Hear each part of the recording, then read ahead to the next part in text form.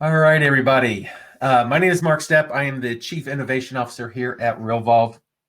And today in office hours, we're going to kind of go through the mechanics, some of the building blocks and the best practices of templates. In the past few weeks, we've had a few different people ask about some different features within the templates. So I want to make sure that we cover some of those, make sure that people are aware of some of the features that are in there. And I really like to think of it as building blocks. Anything within Realvolve, I like to think as building blocks. So, if you're wanting to do a certain thing, there's different parts and pieces of Realvolve that you can kind of like a Lego snap together or put together different parts and pieces of the system to be able to do certain things that you want to do. And a lot of that is within the workflow system. A lot of that is in other parts and pieces, but also within the templates. So at the top of the screen, you will see the options for dashboard, calendar, workflow, and templates. We will be spending a majority of our time here in the templates area. And whenever you click on templates, it opens it up to the main screen. On the left hand side, we've got the list view, just like everywhere else in the Realvolve system. And then we also have the work area, so the actual template area. You will notice at the top there is some searching capabilities. So if I wanted to go in there and search for any particular name of a file, I can just type it in, find it. There are some additional search features that you can do to search for different types of things. It'll search the title, the tags, some basic information. On emails, it will search the subject. But on this, you have the ability to immediately create a new template. Fairly self-evident. Just click on new template. You can author your own template, or you can pull templates in from a library. So we do have a library of workflows and templates. They're typically mixed in together, but there are some that are just plain template areas for the library. If you click on this add templates from library and click on continue, what it'll do is it will bring up a list of all the different workflows and templates that are built into the system. You will notice that there's basically two types. There's premium, which whenever you see these types and go to install them, it will ask you for an install code.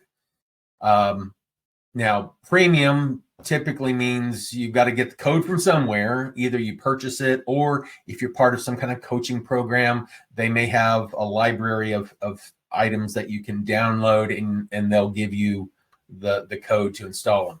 If it is a public item, then whenever you go to install the package, it will just install it, and you don't have to have any kind of code. It's free. So just know that this resource is here. There are, I think, 250 some odd packages out there that have been developed by either us, the Realvolve team, that you can have access to. Some of them we include in bonus packages.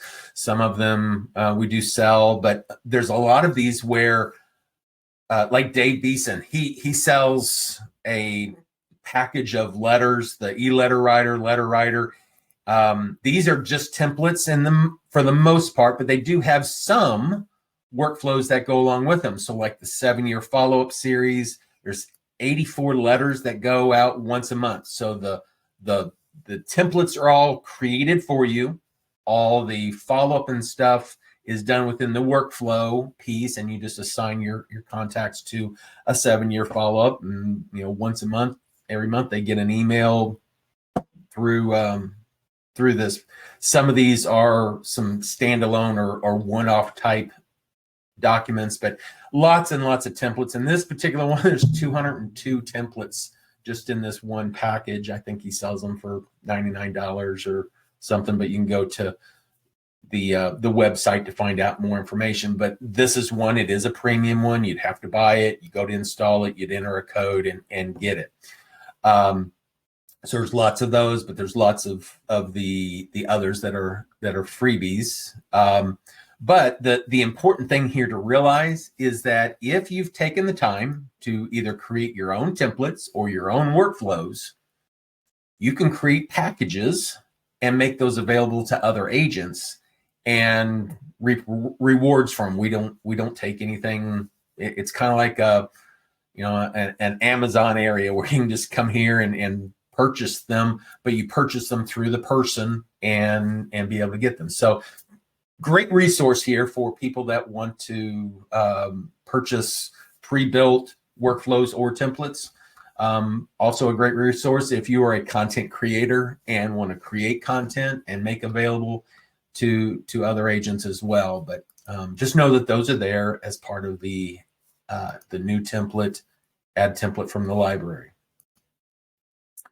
Below that, we do have the ability to do some filtering. We can filter by a type.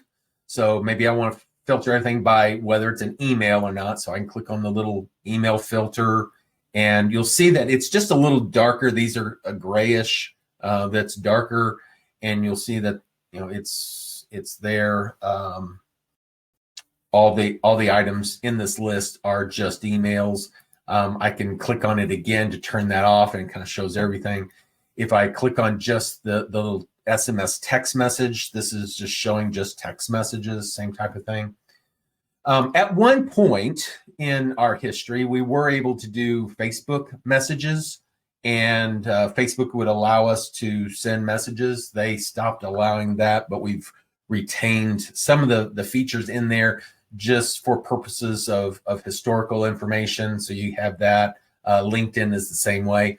But I do want to make sure you're aware of if by chance somehow you've clicked on one of these and nothing shows up like this, and then maybe you go away from the screen, you come back and you don't see any of your templates, typically it's because there's a filter on or off, and you just need to clear it out and it shows back up. We can't tell you how many times we've had distressed users saying, "Oh, all my templates are gone. All my templates are gone." And when in fact it was just a matter of the filter wasn't set to show any of them, and lo and behold, they were actually there. So you've got the different types, but then there's also a division, a filter by how the template is being used. Now, there's a field here we're going to go over in a few minutes about how is this template used. Either it's a contact template, a property template, or a transaction template. And you can come here and do the same thing. You say, well, only show me my emails that are contact types, or only show them that are property types. And you can turn off, on or off each individual one. This allows you to kind of see the different elements based off of type and how they're used. So contacts, properties, and transactions. And then, of course, there's the list. I do want you to kind of know there is a, like where it says new. Every time you see this in an email, it basically means that it is using the, let me grab one here, status information. Okay, so here's a template. It is got the little new indicator on there, and you'll see that there are like 3 lines of toolbars.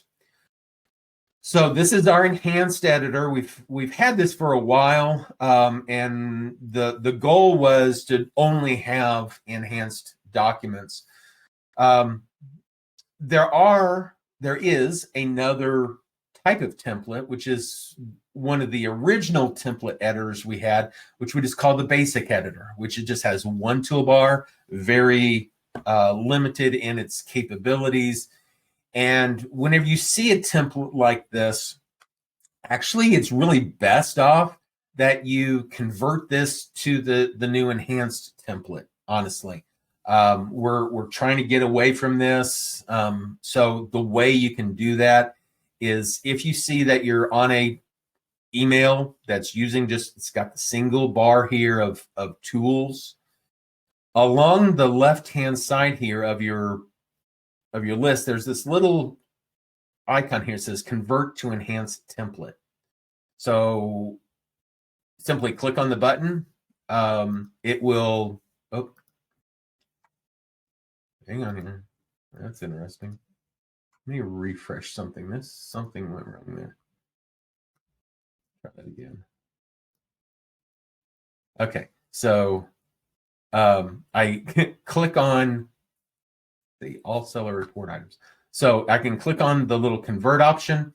It takes that document, converts it into the enhanced editor, and then allows you to look at it, make sure it looks the way you want. The reason why we do this is because the old basic editor had some challenges with it, and spacing was not always well done. And whenever you put it into a normal HTML design, spacing could be off. So we wanted you to come in here, make any kind of editorial changes. Once you see everything is good, then click on this convert and save. And at that point, you're golden. It'll say that it's a new document, the new editor, and you're good. If you've got any old ones, it's not necessarily that you can't use them. You technically can use them. They're just not as capable in some of the features, including some of the attachments and some of the other things. So you're really better off always going to the enhanced editor. There's just some things that are kind of disabled in the older editor. So make sure you, and you may get some older ones in the event that you install from that library. If somebody hasn't gone in there and converted theirs, definitely convert those once they're in your system. They're yours. You can do with them however you want, make changes or whatever. But this, converting to the enhanced editor will behoove you quite a bit. So that's pretty much the layout of stuff. Over here on the right-hand side, whenever we look at the work view area, this little section of the window, we do have the title, the tags, being able to tag any kind of document. The use with is what's important for identifying how is this template going to be used. Is it going to be used with sending emails to contacts? Is it going to be sending emails to or SMS messages, either one, to listings or properties, or your closings and transactions? So picking the right one is important, because the merge fields that we use based off of what you've selected here, in this case, it is a property selected item. So any of the merge fields are really going to be dealing with mostly the property fields. It needs to have some kind of property assigned to it as it's being sent, so it can grab the data and send it out. Now, if you're not using any kind of merge field, then it probably doesn't matter as much. But the whole idea of Realvolve is to help save you time. So whenever you're setting up emails, if you're setting up an email about, hey, a new lead that's coming in, you want to send some information to them, it's a contact work template. If it's something to do with a listing, people in that listing, property information in that listing, whatever, you use the property use with. And then once you get to the contract to close phase, then you would use the transaction options and bring in the data from the transaction. So those are very, very, very important, and just want to make sure everybody understands that. The next thing that's on here is the via. How are we sending this? In most cases, it's going to be one of three items: either email marketing, email transactional, or SMS. We do Twitter still. The Facebook and LinkedIn are there again for historical purposes. Some people still have some of the Facebook and LinkedIn templates, and they want to be able to access those. But in either case, the only difference between these two is on email marketing. Whenever you're sending out emails, if it's something that is marketing intent where you're trying to get some business out of it, the marketing option automatically assigns the unsubscribe link at the bottom. So whenever you send it, you don't have to put anything down here. It just automatically does it. If they unsubscribe from a marketing template, they will no longer get any more of your marketing items. If they unsubscribe from marketing and you're sending an email transactional email, they will continue to get the transactional. There is an option to unsubscribe all, in which case you wouldn't get either, but most people don't do that. There's a global unsubscribe.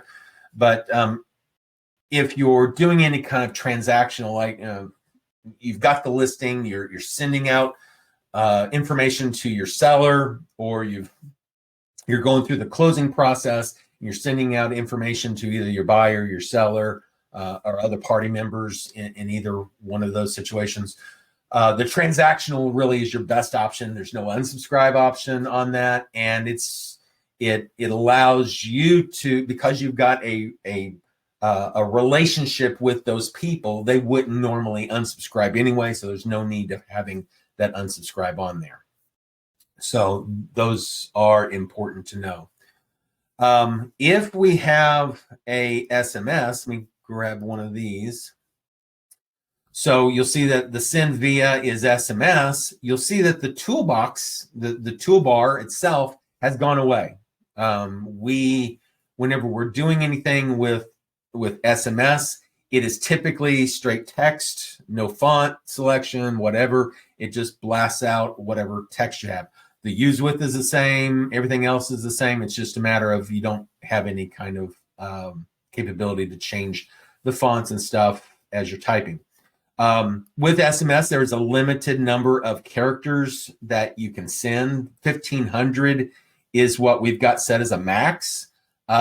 Depending on the content, if it's just straight text like this, it'll just be sent as one big message. But if you're using any kind of emojis that go in there, SMS has some limitations, and it will break it up into 160 characters of information as separate messages if you're doing kind of emoji. So you got to kind of figure out what you're doing there. And the concern there would be if you've got a certain number of items in in your package of Realvolve, if you've got a certain number of available SMS messages that you can send, typically one message counts as one send. But if you've got a really long message and that message gets broken up into multiple segments, each segment counts towards that count. And that's just the way SMS is treated. So just be cautious if you're using emojis. And the emoji piece, and I think I've got that in here somewhere, depending on the type of browser or system that you're using, there are different types of emojis that are available. And actually, I'm going to emoji. There you go. So I've got one here just to show you an example. So here's an email that uses emojis. You can also use text messages with emojis. Basically, if you're a Windows user, and it could be different based off your browser, but for the most part, if you're a Windows user, you can hit the Windows key on your keyboard and hit the semicolon, or typically you can go up to the edit field and click on emojis and symbols. In a Mac, I'm using a Mac, I'd use the function E and it'd do the same thing. So come in here, function E, and it'll bring up a list of all the emojis, and you can do that. A lot of people like emojis. I'm not big on them myself, but lots of different options that you can use.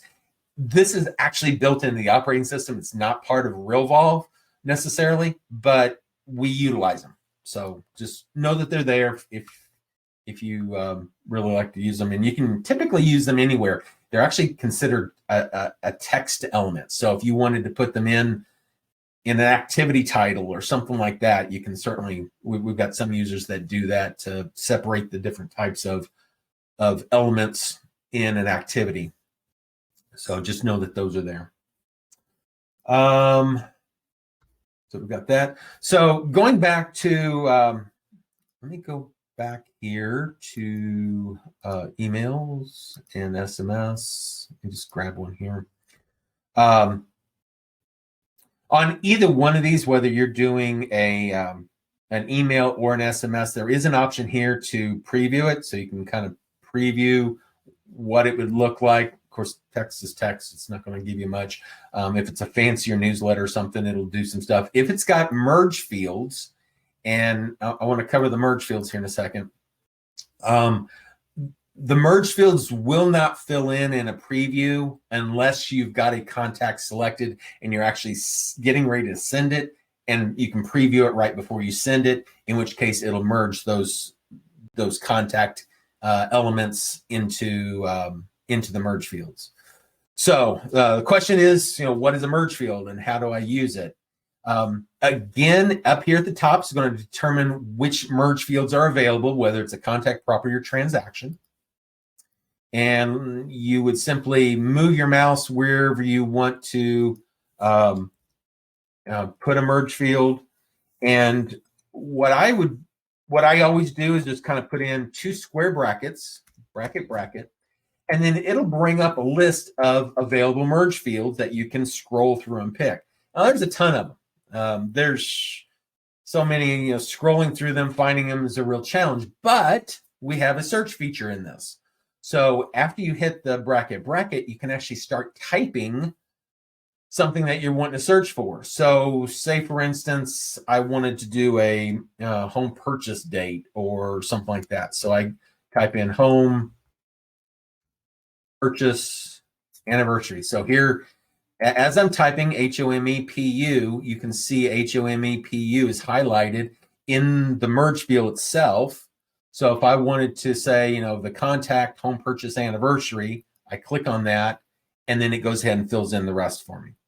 So just know that anytime they're using merge fields, you don't have to know this. We do have some printouts where you can go in, you can do a PDF printout of all the different merge fields, and you'd waste a lot of trees because we've got a ton of them. The easiest thing to do is just go in there and search for them. Just if you know kind of the main emphasis of whatever merge field you're wanting to put in there, just type in a few things. If it's not quite right, you can back up and choose another. But once you've got it typed in there, you're really better off, not doing anything. Don't change anything in between here, because if you change something in here, it will no longer know the merge field. So that is one key to think about. If you go in, you create something, you add some merge fields, and then you go back and do a preview within a contact, and the field is filled in, but the field isn't showing in the document, in the preview of the document. Typically, the merge field's been mistyped, or somebody's gone in there and added a space or done something that causes it to be misaligned. So just know that that's there. And if you guys have any questions, certainly reach out. Okay, so one of the other things that we have that is really, let me go back to an email. And no, I don't do that. Yeah. No. Okay. So here is a status information for a property. Hey, just want to give you some status, some pieces of information from the database. So you can put as many different merge fields into a document that you want. Actually, let me show you SE009. This is a fairly good one. So like whenever you're doing an opening the buyer's agency or whatever, but the buyer's agreement, you might have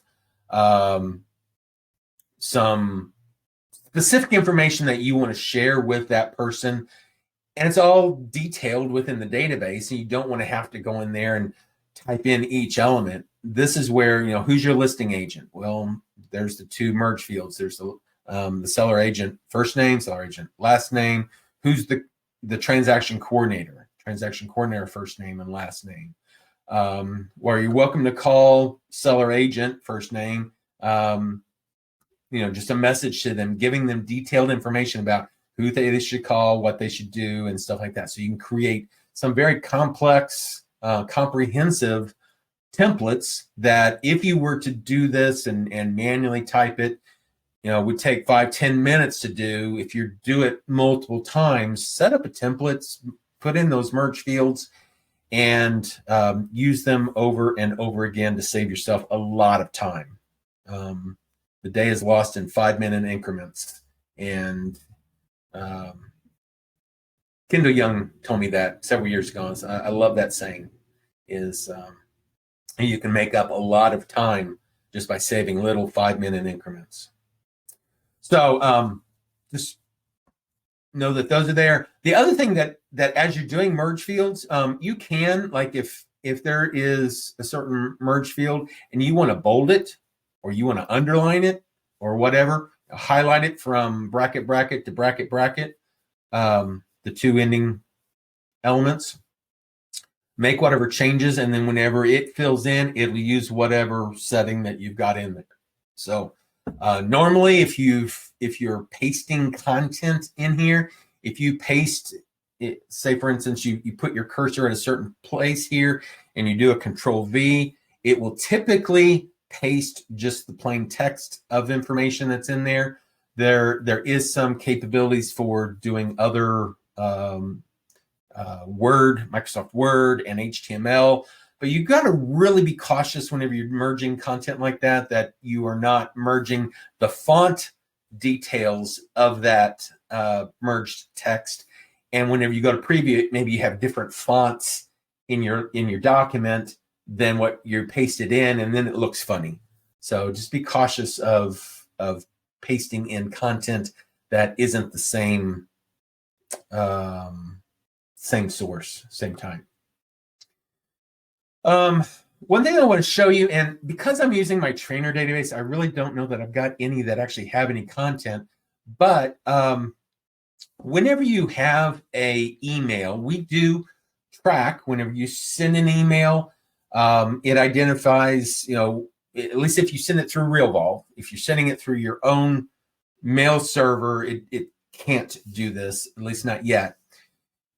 Where it can track the email and the progress that it's going through. So if this email was being sent and I go in here and click on, there's a little icon up here at the top, which is the statistics, the template statistics.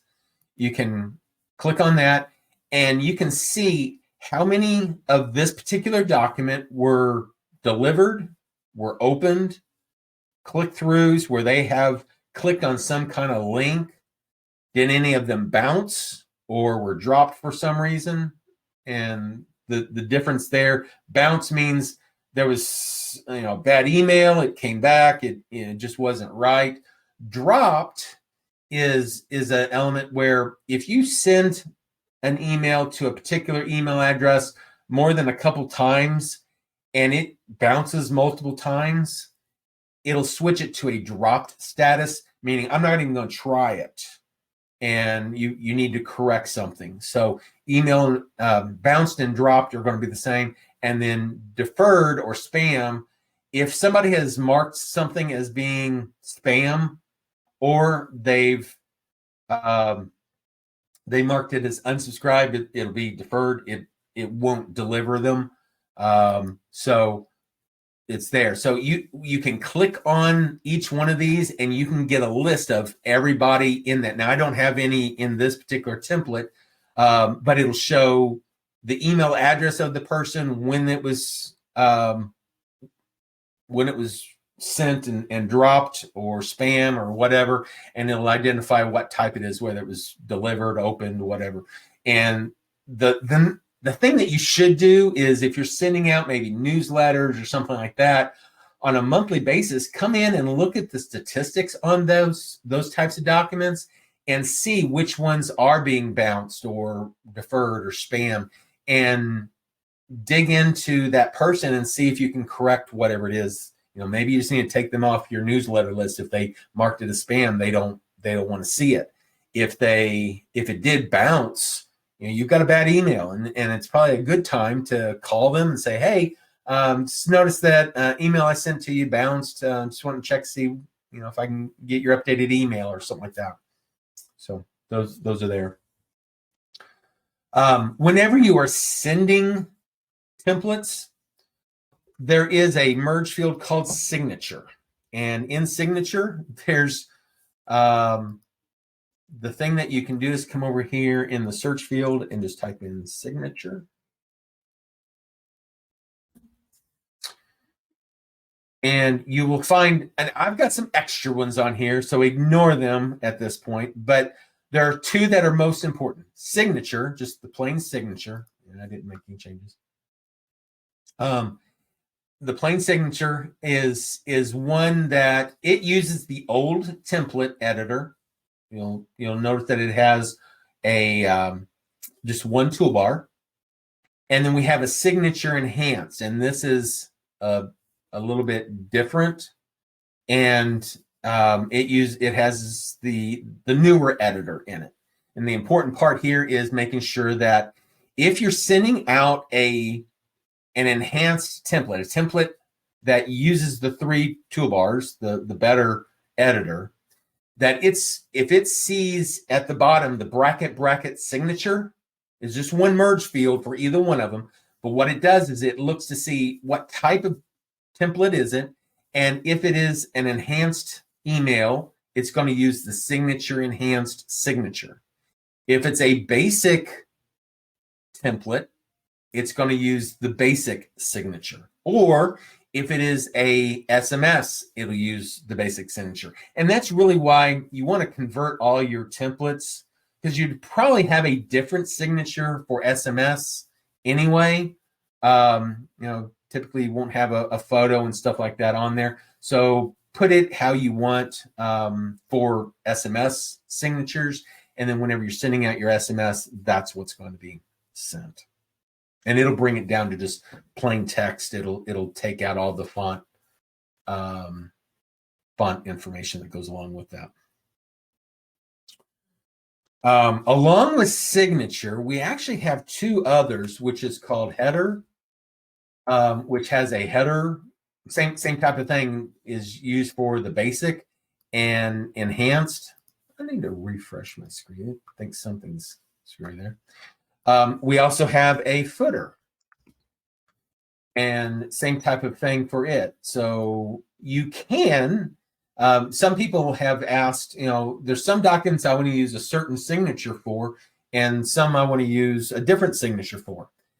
While we don't allow you to have multiple signatures, you could potentially use your footer to create as a separate signature if you really want to, if you weren't using it for anything else, header or footer. And one thing to know about header, footer, and signature is every user has their own header, footer, signature, and enhanced header, footer signature. Even though they're called the same, if you were to go into one user and look at it, it's got the same name as if it was a different user. They are separate documents. They are separate setups. So make sure you are aware of that. Okay. And one thing that I wanted to cover, and I want to do this before I want to give some time for questions and answers as well. On anytime you're using an enhanced template, we've got a button here. Actually, I've got a couple different buttons I want to go over. There's one here, which if you click on it, it will bring up what is called content templates. So basically, it's a template for your templates. But what it does, and I'm going to pull up one here called Milestone. And this is one of those kind of cool features, and depending on whether you want to use it or not, it's fine. You don't have to. The idea was, and I've got some that are kind of made up already. let's say, for instance, you're sending out some documents to people that are going through maybe the transactional side. You've got different milestones that maybe you want to identify. So maybe you've got offer, the inspection phase, the appraisal phase, the contingency, and the closing phase. So what you can do is whenever you're sending documents out, you could set up what we have some milestone templates here where you can specify, hey, we're in the offer phase right now. We've not gotten to inspection, and then you can identify some stuff. Once they get into the inspection phase, then it's a different image that shows along the top. And then as you go along, each one of these have, the color kind of stops being grayed out and shows all the way, hey, we've made it to the end, congratulations, whatever. So the original idea was just to be able to add some kind of header, something to the document that you're going to be sending out. And what we did then is said, well, what you can do is let's create a new document. I'm just going to go here to new, and I'm going to go ahead and call it transaction milestone. It is a transaction, and congratulations. Congrats, we have a contract or whatever. So in this templates area, you can click on move your mouse to where you want to put these. And we have different templates. Now we have some that are like signatures. So you can just insert your signature and make some edits to those layouts. We've got these stages that I want to show, and a few different flavors of those, as well as some different social media items. So if you wanted to put your Facebook link or some of those, we've got some of these that are all already set up with the associated multimedia. We've also got one here that is for all the different social medias. So if you click on these, it goes ahead and inserts the entire piece in there. Of course, then you can go in there and edit them. Basically, you're going to want to click on one of these, then click on the link, and then assign your Facebook information. What is your actual Facebook address that goes in here? And you can do that for each of the different elements. So if I come here, click on the link, Twitter, it does go to just the basic social media site if you don't do anything to them. Otherwise, you'd put in / Mark Stepp or whatever your Twitter handle is. Make sure that you put it in appropriately. But those are some templates. Well, we do the same type of thing for these milestones. And let's say, for instance, I want to use those arrow ones. So stage. So here we've got 1 through 5, and we're going. It's the forward stage, just a kind of an arrow moving forward. Stage 1. So I click on that one and I add it. So in this case, what it does is it gives you a place where you can say stage 1, and you just type in what you want in here. So maybe we have signed offer or contract or whatever. You put that in, and then you come here and you say, well, stage 2 is blah 3. Put in your milestones, how whatever you want in there. Then this particular template is going to be all about item 1. What are we doing in the signed contract phase of this? Once you get that, then you're going to save it. Then you can create the next email and use milestone 2 or stage 2 in this, and then fill those in as well. So this way it gives you a progression. It allows the receiver of the email to get a sense of, hey, we're going to be going through 5 phases. We're currently in phase number 1. We've got some time. This is where we're at, and just gives them a better feeling, a better experience as it's going along through the process. It's just a great way of doing it. So we've got 3 or 4 of these different types of elements in here. Now, If you're a designer or you have a designer, there is a simple, this is just one image, and you have a way where you can create something totally different. You can go into the source here and you can change this image right here. This is really kind of more for advanced people, but just to know, that's just a single image is all it is. So you could create, if you've got something for your own company that kind of does the same thing, you can use it, and it's just a matter of adjusting some of the placements for the verbiage, the wording. So signed contract, stage 2, stage 3. We do use some CSS style information in here to identify where does this text go. The nice thing about doing something like this is if I do go into a preview mode, and let me just kind of resize this, you'll see that it is reactive, meaning it changes the size. Now, it looks kind of funny on this because it will change the font size as well whenever it gets there, but that is something that's available that is sizable.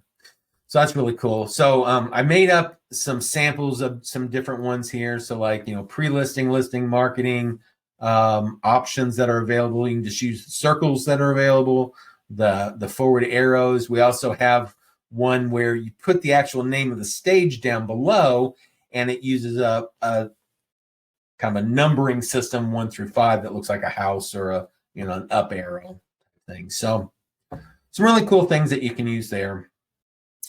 We went through the source. Now, if you have any kind of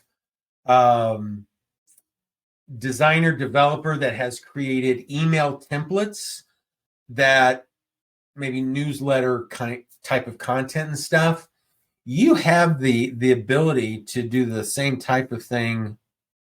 Let's go author new template and say newsletter. And I go into, say I'm going to send it to all my contacts, say January newsletter. Let's say, for instance, you've got a designer, somebody that creates a spectacular design for your emails. It's responsive. It's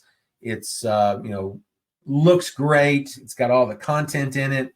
You can simply come into the source area here, copy the content from your designer, highlight all this, take it out, paste in the HTML design that your designer has created, and then it will, whenever you go back, turn off source, it will have the design that you've done. So to newsletter, just give like, do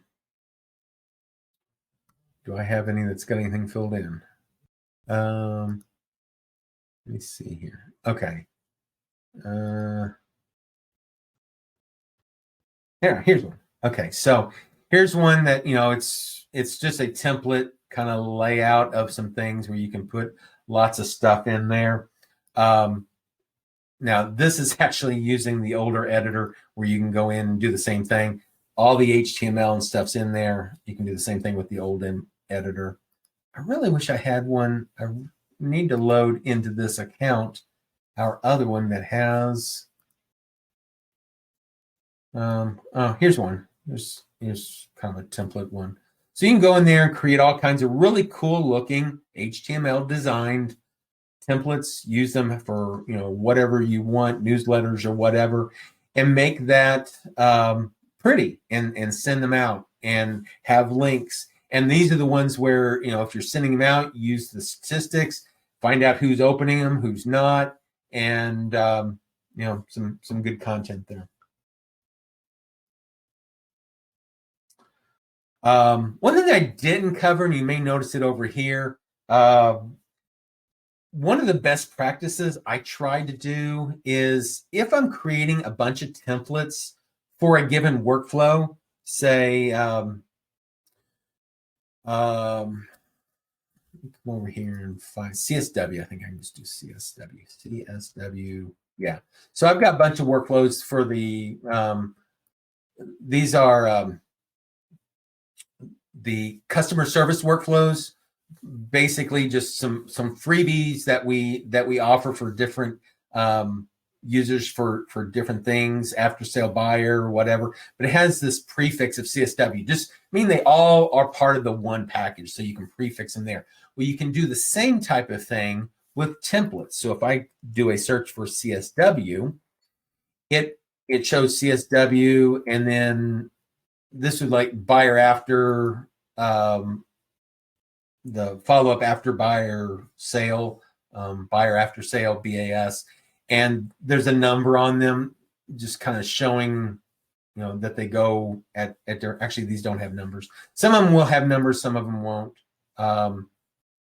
What I try to do is any type of templates that I create that go along with a workflow, it's kind of best practice thing, is use an initial thing in front of the template so that you can just kind of group them together and see them all as one big thing. It just works really well for doing that. We did the emojis, we did the signatures. For those people that do use BombBomb, actually all of these, you can see that you can insert BombBomb videos. There's a little BombBomb icon there. Again, these are actually the older templates. If I was to convert them to the enhanced templates, there's a BombBomb icon here as well. The nice thing about the BombBomb is you can create a little BombBomb video that is like a welcoming or an open house. Hey, thanks for visiting the open house. If there's anything that I can do to answer any questions, reach out to me. You can make it very generic and send it out. Or if you're creating a template that's used with a manual preview, you can use it kind of as a sample whenever it comes out in preview. You can go in there and re-record your BombBomb real quick and insert that and go out without having to, you know, rewrite the entire document. Just send out a BombBomb video if you're a BombBomb user. Really great thing to do. So it's just a matter of clicking here, clicking on, you know, put your cursor where you want it, and it'll come up and show you the BombBomb. Now, BombBomb does allow you, I use a green screen with my my information on it, so you can kind of see that there's a green screen on here. They do have virtual background capabilities. I don't really care for them as much, especially with the green screen. They're not as bad otherwise, but you do see kind of that halo effect. And I've not found a good way of getting rid of that within BombBomb. If you're using some other software that does green screen better, you can upload and choose a video from the list, and it works really well as well. But just know that these are here. These are tools. Again, kind of the Lego idea, things that you can clip on and use them in different ways. One thing that I do recommend for people is, especially if you're doing any kind of birthdays or anniversaries, is every year go in there and update your video, because, you know, somebody gets a video this year. Some agents are lazy and they send the same one the next year, and you can just tell it's not personal anymore at that point. So, you know, make some kind of reference to the year or whatever, and it makes it a lot more personable. Let's see if there's anything else. One other thing that I do want to show people, we do have the ability to have tables in here, and depending on if you're using some information about properties or something like that, it's really a good idea to use tables whenever you're doing tables. So maybe I want to insert a table, and I put it as, you know, 3 rows, 2 columns. It does default to like 500 on the width, which is fine. If I was to put that in there, it's 500 on width. But this is kind of a pet peeve of mine, and I want to make sure that you guys know that's something that you can change and make available. Is on the width, not only can you use pixels, the number of pixels wide, you can also use percentages. So maybe I want to say I could put this at 100%, put the 100 and then the percent sign in there, and it would use up, that table would use up the entire width of this. The advantage there is if you are Sending this onto a mobile device, if it's, it's smaller. If you use percentages, it will resize your table.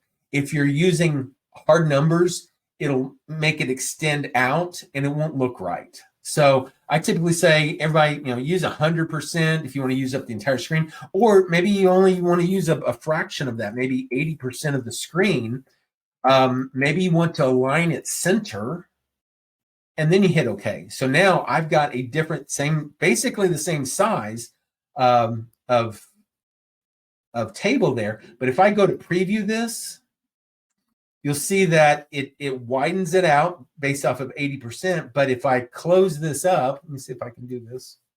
If I close this window up, you'll see that it changes center. And you'll look at the table at the top, you'll see that it gets cut off now, where this one has shrunk down to size, which makes it what they call responsive. It responds to the size of the screen. So you're always better off using percentages instead of hard-coded numbers. It's one of those best practices I'd like to make sure everybody is aware of.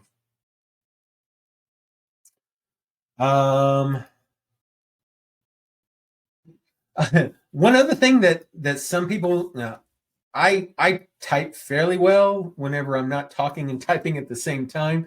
But if there's those people that are out there that don't type as well, one of the things that you can do is utilize some built-in capabilities of your browser. And again, this is under like edit, start dictation. Or you can hit the function D if it's a Mac. I'm not sure what it is for Windows. But as you type, it'll actually type in for you. So here I'm not typing anything, but it'll go through and it'll type all the information that I'm talking and saying. And once it's done, then I can just click on the done button. And then I can make any kind of changes. You can, I didn't say the word 40. I think it's probably type in I don't know what I even said at that point, but you can go through, make the changes afterwards. You got a majority of it written up, and definitely make sure it makes sense. Make sure that it's your vernacular. But this is just a really great way to even rephrase some of the content that's in here. One of the things that we encourage users to do is if you install a workflow package and you get templates, the vernacular, the wording that's in here in a template may not be the way you talk. It may not be you. And if it's not you, it's simply a matter of coming here and saying, okay, well, what does this sentence say? And you can retype it and then delete that one out, or use dictation and let it and actually say what you want it to say. And then at the end, delete out the words that are currently there. So another one of those best practices, make sure that you do edit each one of your templates before you send them out. Make sure you've seen them before the first time you've ever sent them out. Don't just send out content without previewing it, please. Last thing is if you're sending out a contact type of document, and let me convert this because this is another one of those elements where you have to have the enhanced editor. We do have this customized margins, and it's like, well, that's funny. Why would I need to customize margins on an email? What you can do is whenever you're in the contact side of this, you can actually create PDFs. And you might want to say, well, I want to put this document onto a PDF. I want to print it out and send it. So maybe you want to put like a 120 these are in inches, 1.2 inch top margin, maybe 0.75, 0.75, and maybe a bottom margin of 0.75. And then whenever you see it, you'll see that the margins are set up right and it looks good. Emails can be done this way, but also this is primarily for whenever you're using our PDF version. You can go into a contact record. Let's go to Mark here and say I want to do a PDF. I can pull up some template and let me use one of these new ones here. And here, that's not even real, not a good one. I need to use one that's good.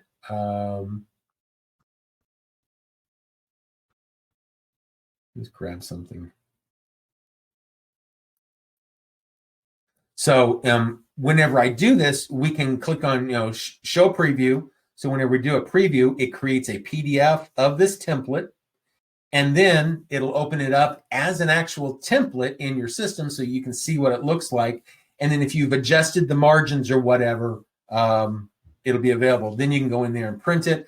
One of the cool things about the templates and PDFs feature is that you can, if you've got create a template and resave it, create the PDF itself. If you've made any changes, you can save it back as a template. But if you're doing this from, say, for instance, we do a view all here, and we mark several names of people. I'm just going to grab a few people here, and I click on the PDF option here. We can save it as one file and print it out one time. So if I do show preview, it will create the preview with just one person. But whenever you actually go to do the merge process, say create PDF, it can save it as a single file and do one big PDF for you, so you don't have to print individual documents. So it's a great way of doing that. And then if that document is printed, then it also saves that template into the files area for you. I didn't do it, but it would save it in here as a file so you can see a copy of what's actually was sent. So I was going to leave time for questions, but I didn't. Let me see what we've got.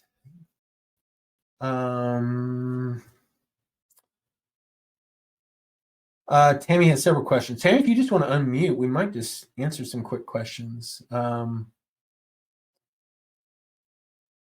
the transaction milestone image will show on the top of the email header. Yes. So going back, whenever you go to do a template that has that milestone piece, that's the purpose of it, is to show milestone, is to show this header at the top of whatever you're typing. So it's just a matter of coming in here, typing in whatever you want, have the different headers at there. It's just, and whenever they receive it, it'll resize. It will show the content. It'll show whatever you've typed in as the wording and make it available to use. Helpful for the percent. Great. Glad that was helpful. And you provided some great tips. Thank you so much. Happy New Year. Same to you. Hope everybody that sees this on replay has a Happy New Year, and make 2022 your best. We've got a lot of tools and a lot of features here that are available for you to use, and just enjoy your business, but make sure that your business is set up to be successful in using templates, using workflows, so that as you progress through and scale your business, you get more leads, you have more closings, that you're not being worn down by all the tasks that go along with those closings. And I see that a lot. So hope everybody has a happy holiday, and we will see you at the next office hours and open office hours. And if there's anything else, you can send us an email, support@realvolve.com, or visit our help.realvolve.com. Have a great day.